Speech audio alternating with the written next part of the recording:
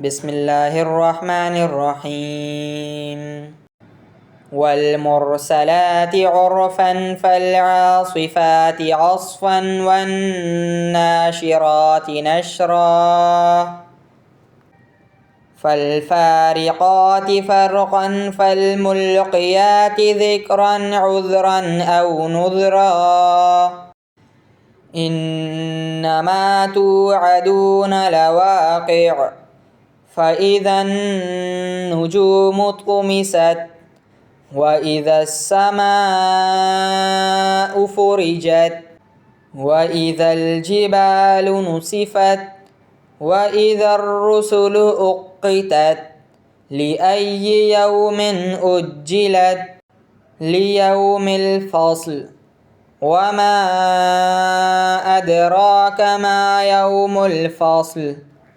ويل يومئذ للمكذبين ألم نهلك الأولين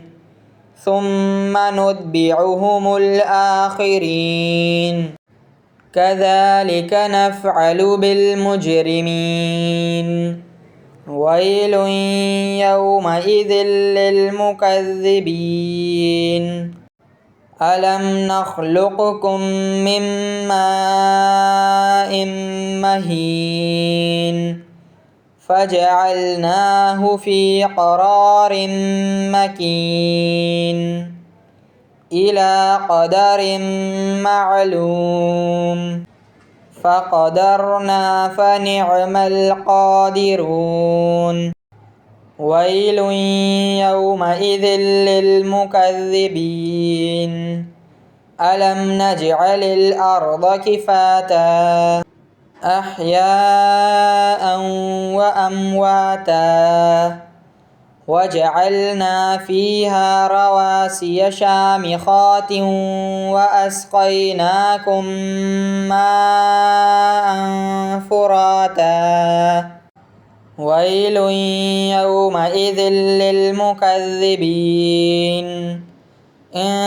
انطلقوا إلى ما كنتم به تكذبون انطلقوا إلى ظل ذي 3 شعب لا ظليل ولا يغني من اللهب إنها ترمي بشرر كالقصر كأنه جمالة صفر ويل يومئذ للمكذبين هذا يوم لا ينطقون ولا يؤذن لهم فيعتذرون ويل يومئذ للمكذبين هذا يوم الفصل جمعناكم والأولين فإن كان لكم كيد فكيدون ويل يومئذ للمكذبين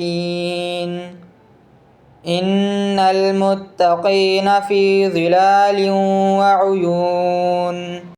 وفواكه مما يشتهون كلوا واشربوا هنيئا بما كنتم تعملون إنا كذلك نجزي المحسنين ويل يومئذ للمكذبين كلوا وتمتعوا قليلا إنكم مجرمون ويل يومئذ للمكذبين وإذا قيل لهم اركعوا لا يركعون ويل يومئذ للمكذبين فبأي حديث بعده يؤمنون